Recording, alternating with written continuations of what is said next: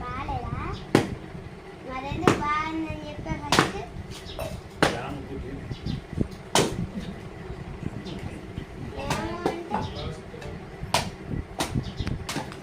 చెప్పు.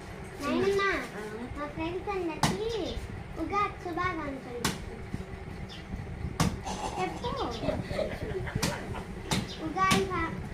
ఉగాది శుభాకాంక్షలు అని చెప్పు. నాకు రాదమ్మా. ఉగాది శుభాకాంక్షలు అంటే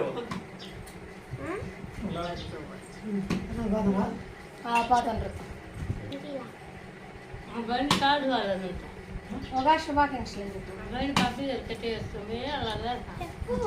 ఇంకోసారి పెట్టండి.